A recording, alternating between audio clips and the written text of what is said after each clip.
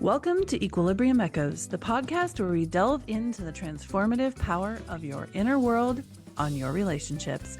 I'm your host, Alyssa Decker. Join me as we unlock the secrets of emotional equilibrium and dig deep into the tools and insights needed to foster healthier, more fulfilling relationships in ways that feel safe and authentic.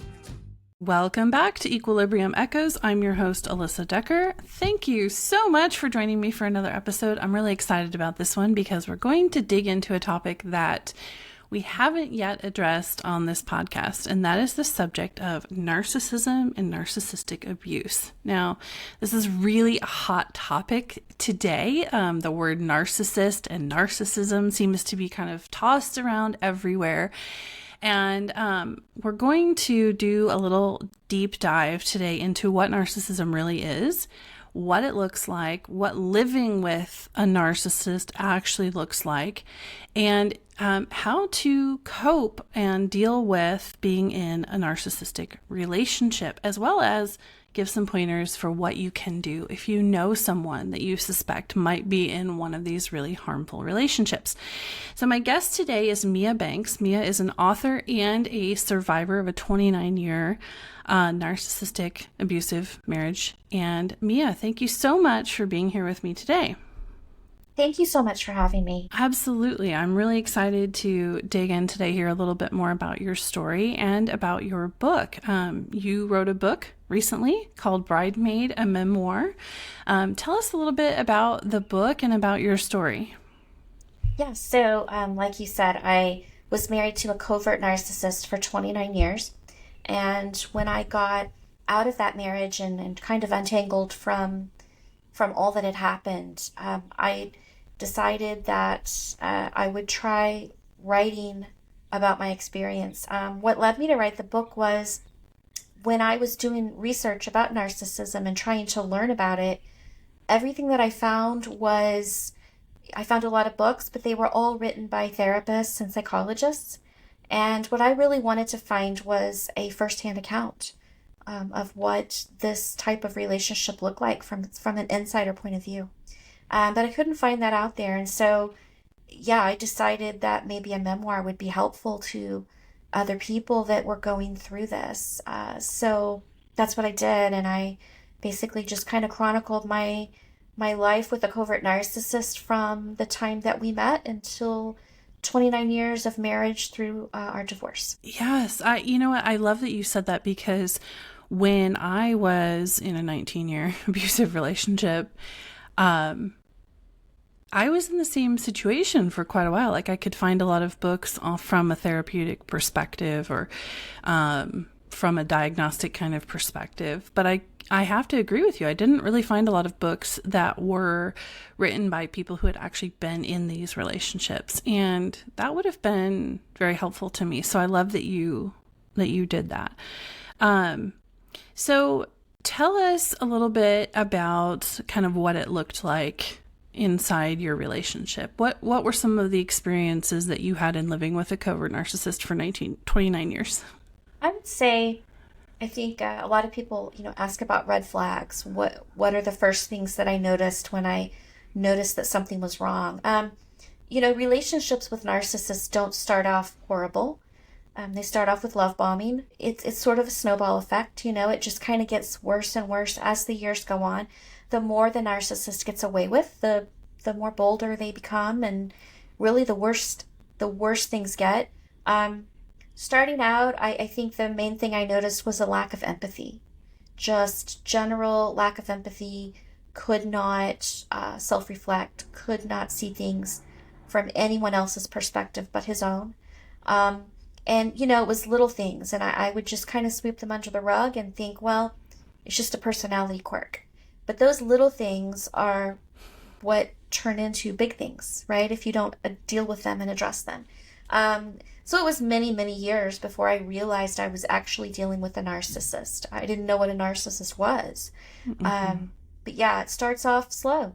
That general lack of empathy, and it just builds and builds from there into this controlling, manipulating, and it really psychologically damaging relationship. But it really sneaks up on you. Like you said, like you don't start out thinking on day 1 or even day 7 or day 28, like, oh, I think I just married a narcissist. Like it is something that definitely grows and develops over time. And I feel like one of the trickiest parts for women in these relationships is that, especially with a covert narcissist, their public persona is so good in most cases. They're very dedicated to how other people perceive them. When you're in one of these relationships, one of the hardest things to wrap your head around is how great these guys appear in public and how different that is from what you experience inside the relationship. Definitely. And I found myself, now that I look back and I can see a little more clearly what was happening, I can recognize that I was helping him live that lie in public. I was helping to protect his image. And I don't know why I did that.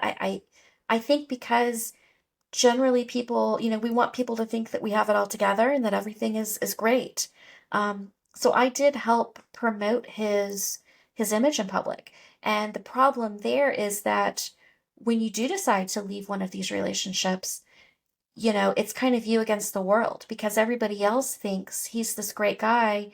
Who's going to believe you that he was actually abusive, especially when, myself, I was out there making him look good. So who's going to believe me that he's abusive? But did you also feel like in your relationship there was an element of, if you didn't help him create that image, if you didn't help present this public persona that he was so attached to, there would be a consequence for you kind of later on in private? Yeah, I think so. I mean, it was sort of like my job to make him look good. And the world, as a narcissist, the world revolved around him. So I just kind of got swallowed up in that. I had to give up my identity for him. Everything was about him and for him. And really, in these relationships, you end up losing sight of yourself and losing who you are and even knowing who you are. I got married young. I was 21 years old. And so, yeah, I just never really figured out who I was in the course of the marriage. Yes. I want to circle back to that in just a second. But first, I want to pause for a second and really define narcissism as we're talking about it. Because, like I said at the beginning, this is one of those terms that gets kind of thrown around all over social media and used completely out of context. So could you define for us, like, what we mean when we say narcissist, and then maybe just give some examples of what we're talking about versus what we hear tossed around on social media? So it's very much overused, this term narcissism. People think that if you are referring to someone who has a big ego, someone who is very self-confident, maybe overconfident, you hear those people referred to as narcissists. That's not the case at all. You can have, a great deal of confidence. You can be egotistical. You can be pompous and not be a narcissist. So a narcissist, everything revolves around them. They, as I said earlier, they cannot self-reflect. They cannot see things from other people's perspectives. And it's really like it's a personality disorder. It's an actual disorder. It's not a personality quirk. It's not just, the way they are. It's actually a disorder. So it runs a lot deeper than what social media likes to paint it as. And then when you have a covert narcissist, they are the very manipulative, sneaky type that they're out there making themselves look humble and kind and generous and everything that a narcissist isn't. So, but then behind closed doors, they are very much a narcissist. They're manipulating, they're controlling. They always have to control the narrative. And, there's just no room in their world for anyone but them. And so definitely the term is overused, and most always when I hear it used, it's used incorrectly. Yeah, I agree with you. I think it's completely overused. And, one of the things that really stands out to me when we're talking about actual narcissism as a disorder, as a personality disorder, like you just defined it, is that there is generally no or very little empathy, and there's no self-awareness, like no true sense of how other people really perceive them. Their perspective of themselves is the only possible version in their minds. And so to me, those are two of the characteristics, like when I'm thinking, okay, is this really narcissism? Those are two of the things that really stand out to me in kind of helping to define that, especially when I hear someone call someone else a narcissist. And those are the two criteria that I go back to pretty frequently. Would you add anything else to that list? Yeah, I mean, I would add that, like you said, they can't self-reflect. They can't see anything from anyone's perspective but their own. And they just generally, they just don't care really about the well-being of other people. I mean, they act like they do. Um, and another thing they do is they use gaslighting, and so they will try to convince, and that's how they control the narrative. Again, another phrase that is entirely overused and used incorrectly. But, they will try to make other people think they're crazy or overreacting if they, act like they have their feelings hurt or whatever. So yeah, they just controlling the narrative and making other people feel less than, not enough, or that they're going crazy. Yes, and all of that really to support their own image of themselves and their own ego, and to just protect that narrative so tightly. So when we get into this conversation of gaslighting, this kind of brings us back to that question of identity. Like, I think those two things are so closely intertwined, because the gaslighting has such a big impact on your identity and who you think you are, especially over a long period of time. How did that kind of play out in your relationship? Over time, I lost more or less all of my confidence. I had gone into the marriage thinking I was feeling like I was a capable human being, that I could trust my own instincts, and that, I was intelligent, and I felt reasonably good about myself. But it didn't take long before he started breaking me down, and it would be things like, early in the marriage, if I brought up something to him and I said, that was very hurtful when you said this or when you did this, his response would be, well, there must be something wrong with you, because a normal person wouldn't have that response. You're oversensitive. You're blowing things out of proportion. And this was the same song and dance anytime I tried to bring up an issue. So after a while, you start to think, well, maybe there is something wrong with me. And then slowly that sense of who you are and your identity, it just begins to erode, because you think, well, maybe he's right. And maybe I'm not remembering this right. Maybe I'm overthinking it. Maybe and you do start to just sort of whittle away at yourself. And definitely, yeah, your identity is very much affected by the gaslighting. Yeah, it's a very a very vicious cycle, I think. So tell me about kind of how you started identifying what was really going on, because so many people never do. Like, they're stuck in the pattern and they never get out. What was it that sort of started bringing some of this to light for you? I think for me, I mean, I do see how people can get stuck in this and either, never seek out answers. It's sort of like, it's, even though they may be living a miserable life, it's familiar to them. So I think for that reason, it's easy to get stuck. For me, my health started to become affected by all of the stress, by the walking on eggshells, and just that fight or flight mode all the time.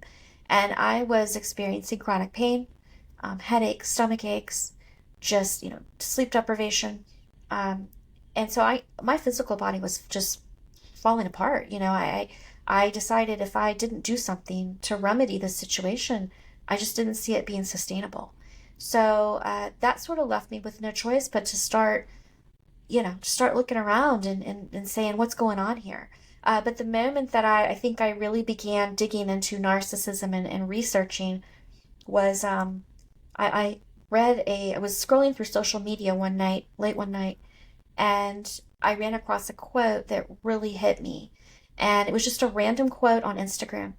And it was having to do with true intimacy.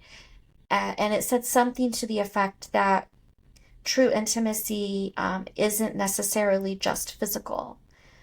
It's more about being able to look at your partner and say, I feel safe with you.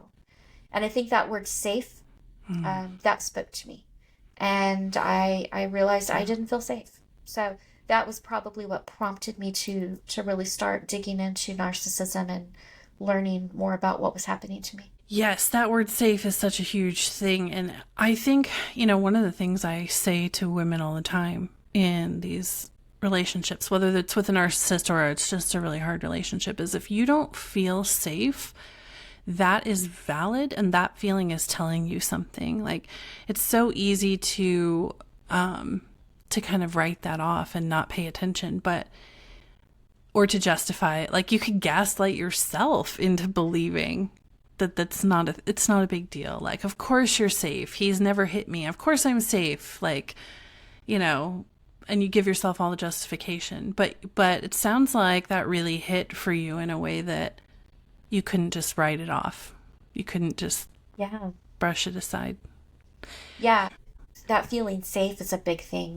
If you don't feel safe, then there's a reason why you're not feeling safe. And that is definitely something to pay attention to and to investigate.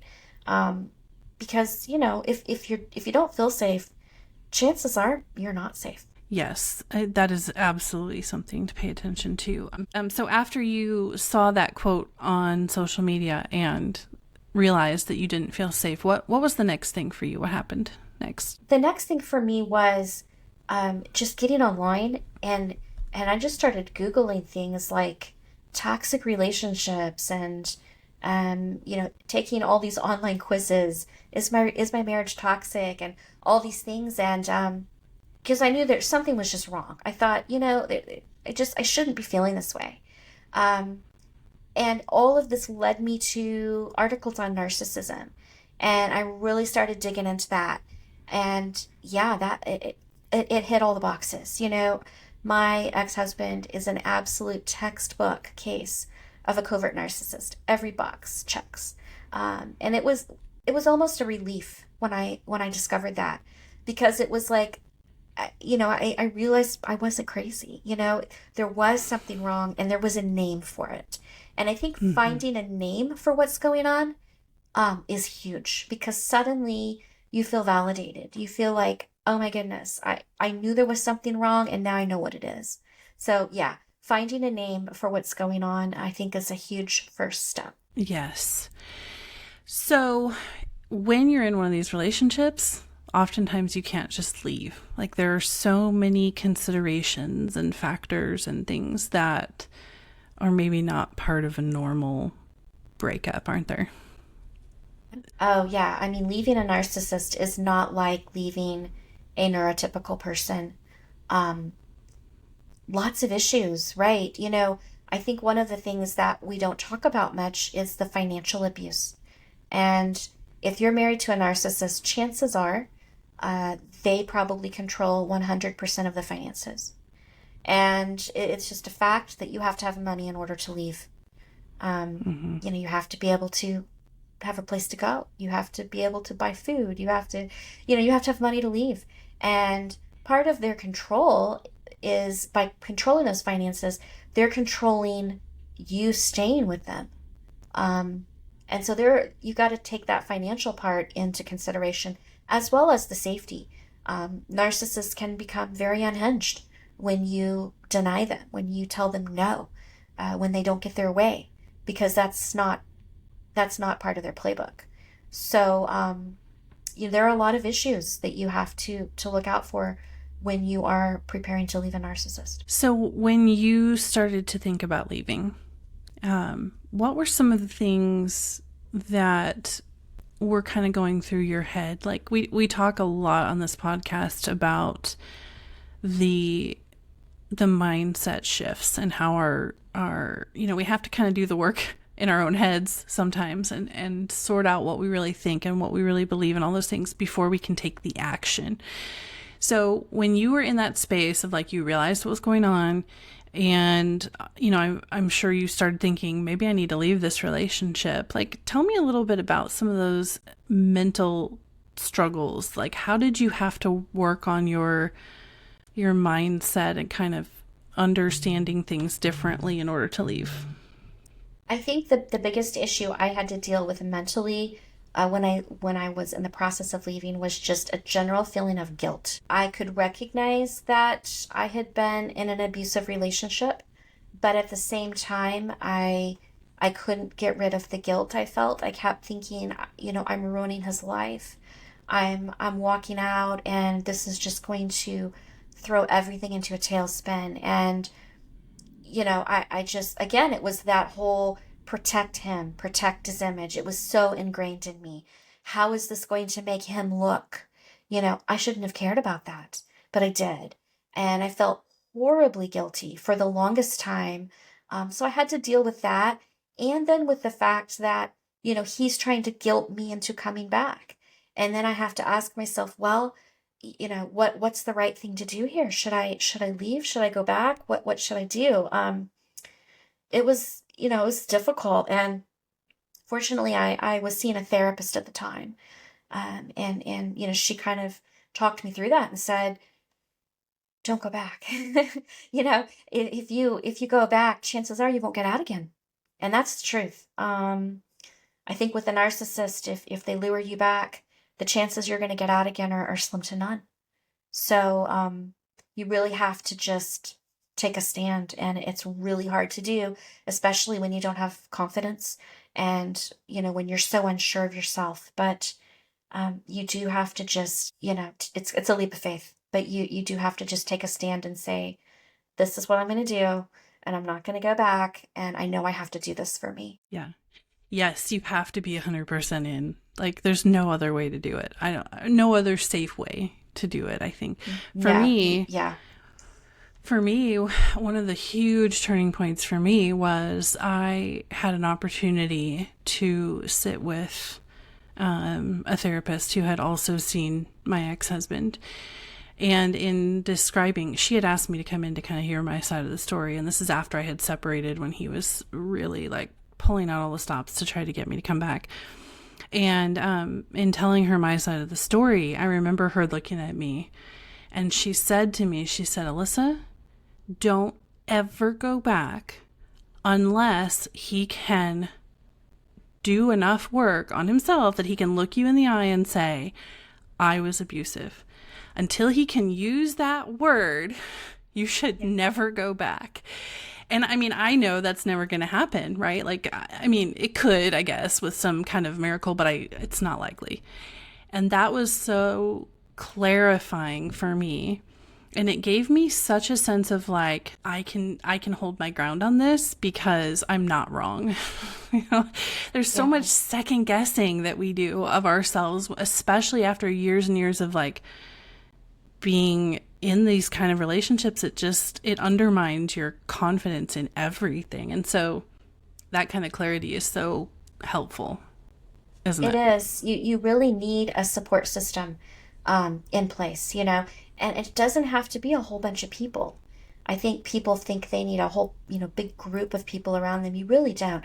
2 or 3 people. I mean, that's it. As long as you've got someone who's in your corner, who believes you, that's really all you need. But you do need somebody. You really can't. I think it would be next to impossible to do this on your own, to leave on your own. You need somebody kind of holding you accountable and keeping you focused, because the narcissist will pull out all the stops, to get you to come back. They can be charming, they can be threatening, all in the same day. Right. They're going to pull out all their tactics, and you really have to have somebody keeping you, holding you up, making sure you don't go back. Yes, absolutely. So That kind of brings me like to the next thing I wanted to talk about, which is if someone's listening to this and they're kind of going, like this sounds all too familiar, and maybe I'm in this kind of relationship. Like for me, it took listening to a radio program where a woman was describing a marriage and then she called it abusive, and I was like, that sounds just like my marriage, but mine's not abusive. Like it took me down that whole rabbit hole. Thought the same thing. Yeah, you think it's not abuse, right? Surely it's not abuse. Right. You don't want to use that word flippantly, So I get it. Because I think for me the picture I had of abuse was he was beating me or my children, right? Yes. I had to really broaden my definition and understand what abuse really is. And I also had to be willing to accept that the picture that I had tried so hard to protect wasn't true. Like I had to be willing to admit to myself Yes. that what I was telling myself, everything's fine, that wasn't true. Because that was one of the things that kept me going, I think, for years was, we're fine. We're fine. This is just hard. It's going to get better and tomorrow will be better, So talk to the woman who is listening to this and she's kind of having one of those moments where she's realizing like maybe some of this applies to her a little more than she previously thought or would even like to believe. What would you say to her? The first thing I would say is if you're dealing with a narcissist and narcissistic abuse, please don't fool yourself in thinking that it's going to get better. That's what I did, and that's part of the reason I was in this marriage for 29 years. You tend to think, hey, when we get to this next phase of life, the kids are getting older, things are going to get better. It's going to get better. It's going to get easier. Yep. It doesn't. Narcissists get worse with age. It's pretty much a proven fact. It's not going to get better. So if you're in this type of relationship, my advice would be start making plans. Start making plans to find your way out of this. And you have to do it carefully and you have to do it very intentionally. It can't just be a fly-by-night, thing that you do. You really need to plan it out and do it right so that you stay safe. But please don't stay thinking that by some miracle they're gonna suddenly become empathetic or self-reflective. It's just not gonna happen. So I just don't waste any more of your time with this person. And it is abuse. It is abuse. And we don't like to call it that because for me, it was embarrassing. It was embarrassing to admit to anybody that I had been in this abusive relationship. But, I had to push through that embarrassment. And really, life is so much better on the other side of this abuse. Yeah, the only way out is through. And when you're still in it, through can just seem insurmountable, but it's not. So what are some resources, like where did you start to find support and build that network of people that kind of walked through this with you? Well, so the first thing I did, I was really fortunate in that I had my parents, and they were the only people that really knew what was going on in my marriage. And so obviously I had built-in support right there. They had wanted to see me leave for a long time. But, protecting his image, I just assured them constantly that everything was great and he was great and it was, so, but they knew. So I had built-in support there, but I also reached out to a therapist very early on. And I went to weekly therapy and that really helped. And from there, I had a friend that I was able to talk to, and that was a lifesaver. It really was a lifesaver. So I landed in a really good place. I know that not everybody has those resources, and it's like I say, you really do need somebody. You need somebody out there that can help you through this. But therapy is always a good place to start. It really is. If that's available for you, it really is a good kind of, just to start healing your mind and start untangling yourself from this past with this abusive person.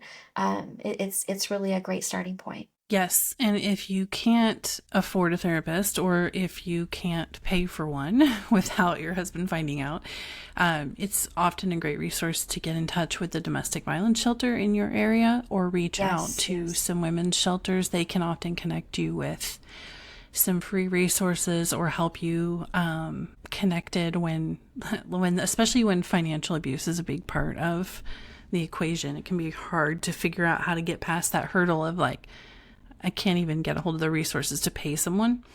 Right. And That's those a problem. shelters are equipped to help you with that. Yeah. Yeah. It is. That It's a real financial problem. piece is huge. It's a huge problem. And, even if you want to seek out a therapist, and even if you have the means to pay for it, but not the means to cover up what you're doing.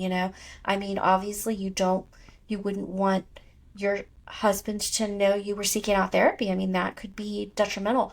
So it's tricky. It's a tricky situation. But like you say, women's shelters are a good place to start if you don't have those resources to find that therapist, or you can't safely pay a therapist without somebody finding out. Yes. And oftentimes you can also find attorneys who will give you a free consultation.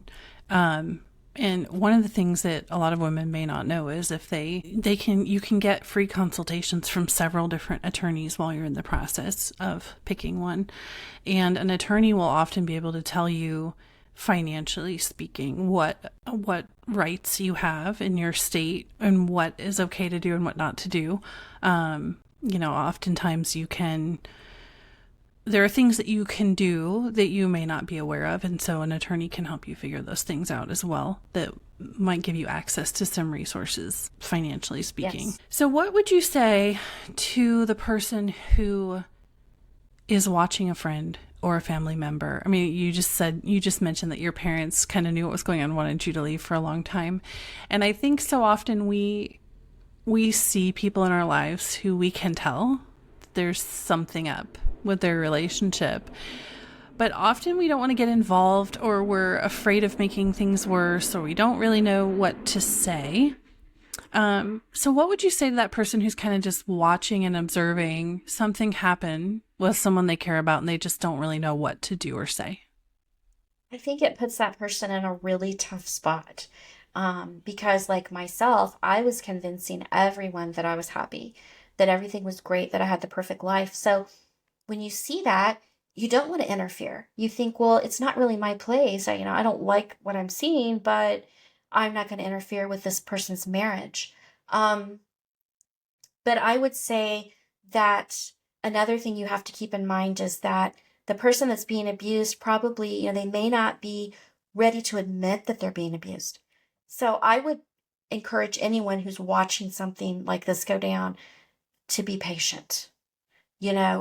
This person has probably been gaslit. They're probably so intertwined and tangled up with the narcissist. And I would say be patient. Be patient for sure. But, I don't think it's necessarily the right thing to do to ignore the situation either. I think you just have to be very careful in how you approach it. And maybe just say to that person, hey, if you ever want to talk about this, let me know.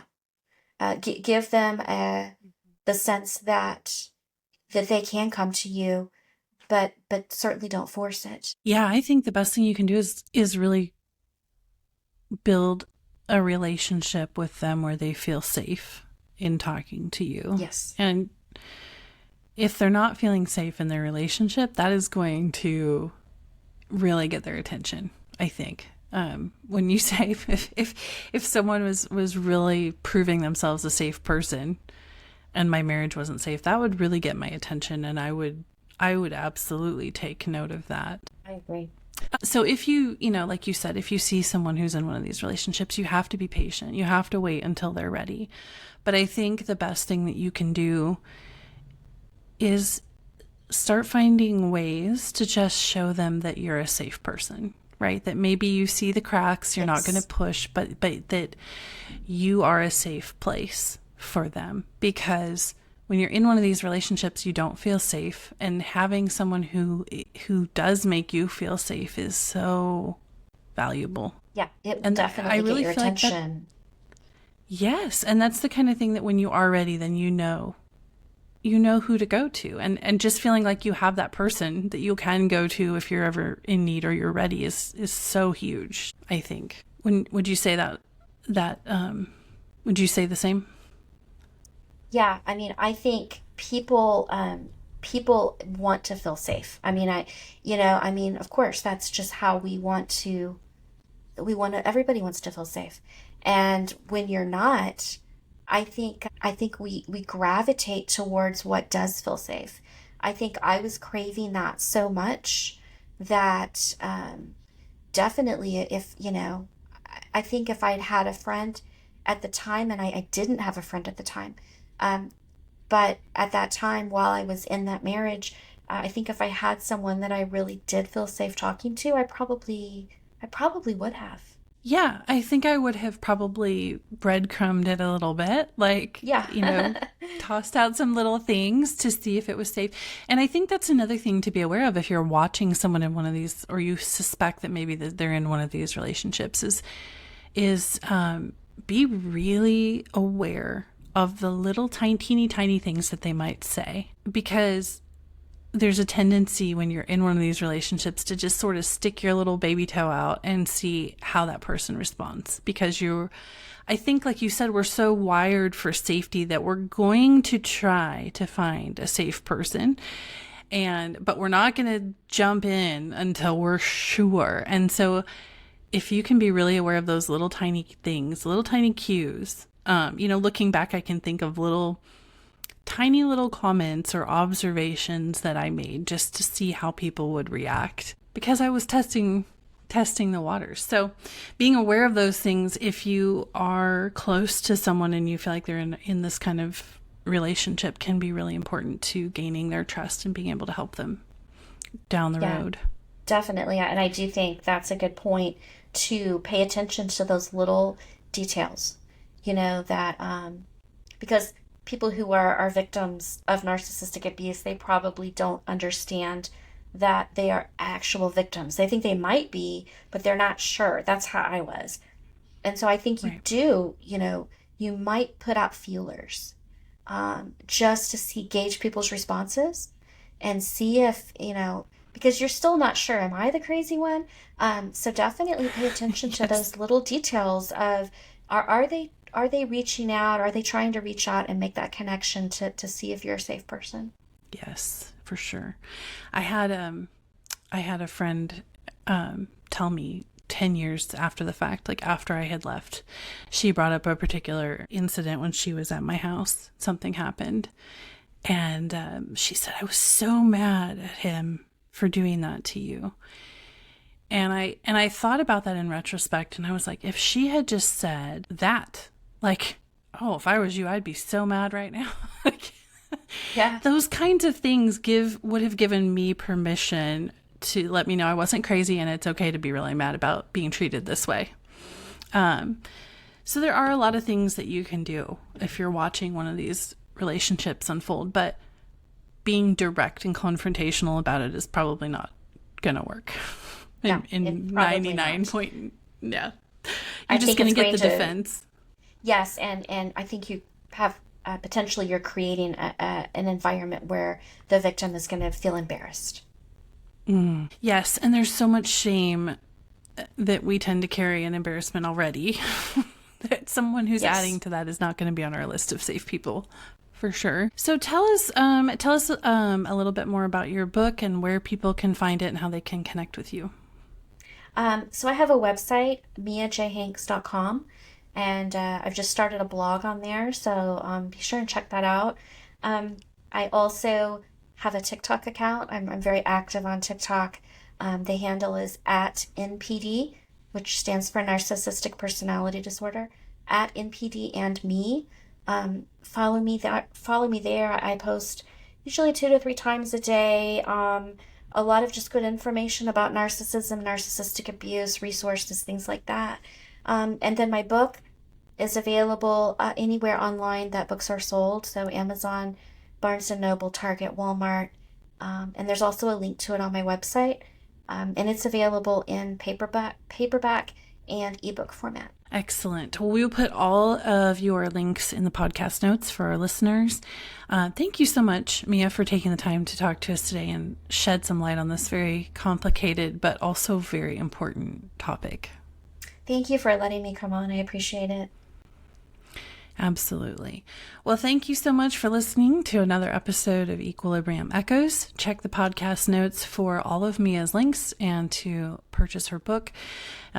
If not for yourself, for someone in your life who needs some encouragement and support in a difficult relationship.